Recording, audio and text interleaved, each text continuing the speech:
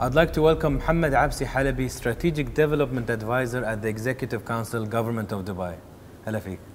Hello, Anas. Thank you for having me. Thank you for being here. To start with, this kind of plan requires everybody to be behind it and be part of this plan. How are you encouraging people to participate, and how are you measuring this participation? We're lucky to be living in an age where technology enables us to reach out and reach pretty much everyone that we'd like to talk to.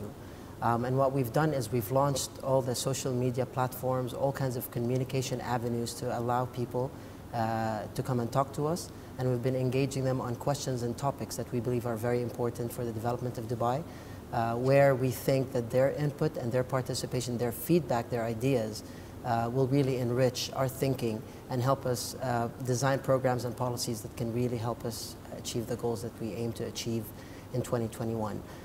We're very careful in how we measure this. We have a team that looks at the interactions that we have, where the interactions come from, the type of people whom we're engaging, what segments of the community are actually participating, and wherever we feel that there's a gap in this participation, we try to reach out to those people by other means. We're not only focusing on social media, but we've also tried to do some actual physical interactions with people.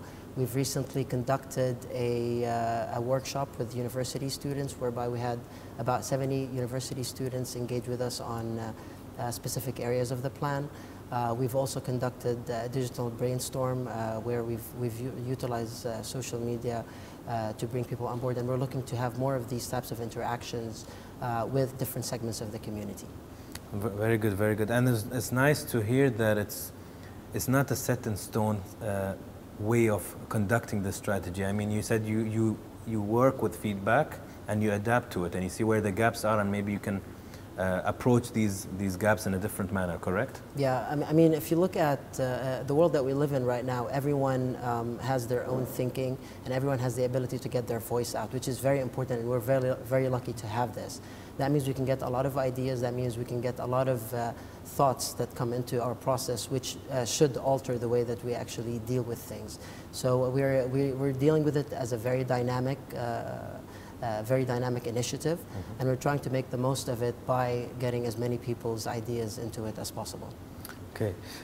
What is the main difference between this plan and the other plan of 2015 for Dubai?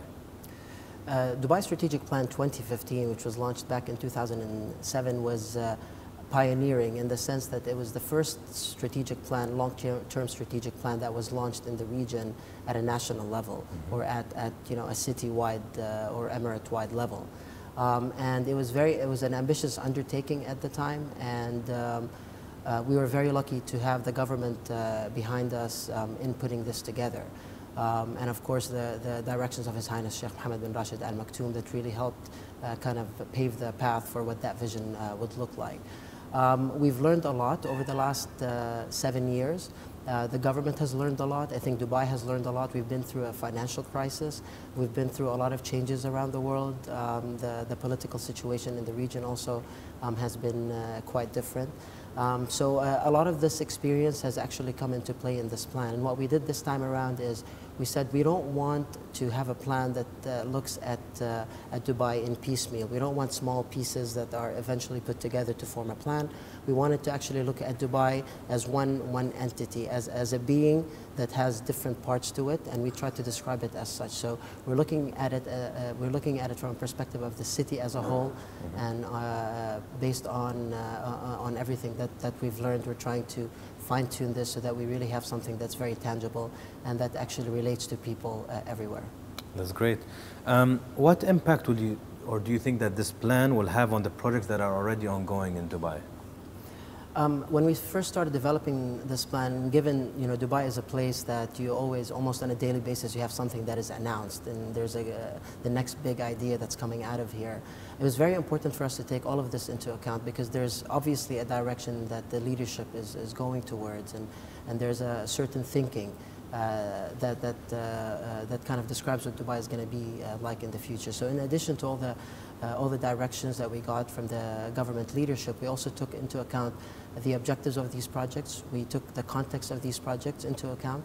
And we try to make sure that the plan actually accounts for these projects so that we make sure that we come out with something that will serve these projects and ensures that not only does the plan succeed, but the plan succeeds with the success of these projects.